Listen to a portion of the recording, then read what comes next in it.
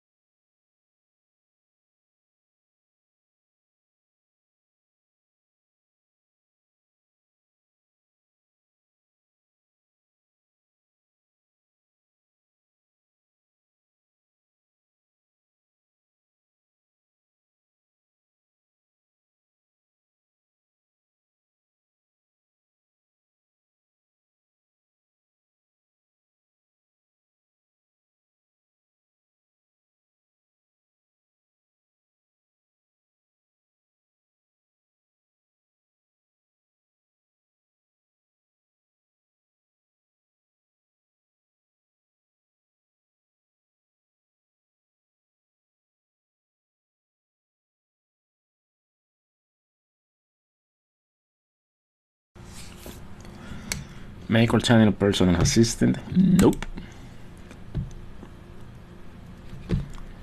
Then I'm going to disable all of these options. I don't need it for the sake of this practice. Well, you can enable all the options that you need. Alright, this is the welcome menu to your user profile. So now Windows is taking the steps to prepare your Windows environment and providing all the personalized apps for you. This process is done in the same way for all users. Once you create a new user, a new local account on your computer, the first time they sign into the workstation, they're gonna see all of these screens.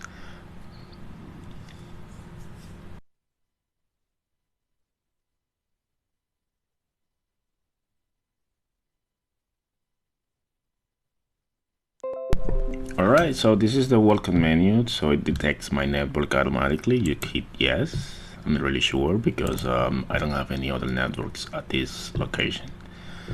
So you close these by default, and then some of the changes that you need to do when you put the computer for the first time is you can change the time zone to reflect the current time. As you can see here, it says it's at 12:26 p.m. but my computer says it's at 3:26 p.m. So we are in different zone. To make these changes, you just need to go like a regular Windows 10 computer. You go to date and time. Guys, addition CD image. What it is, you know, this virtual computer is running on top of my Windows 10 computer, this laptop.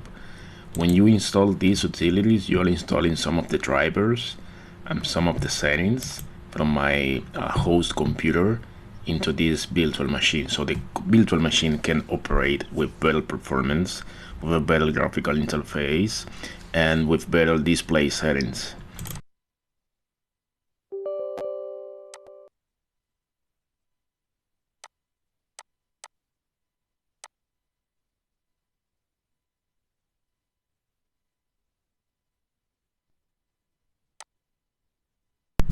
At this point, it installed some of the drivers for the video network, as you saw in some of the messages, and the computer right now needs to be rebooted in order to apply all of these changes, the resolution of the screen to make it look like to fit in my screen size, so you can have a better desktop experience with these virtual computers.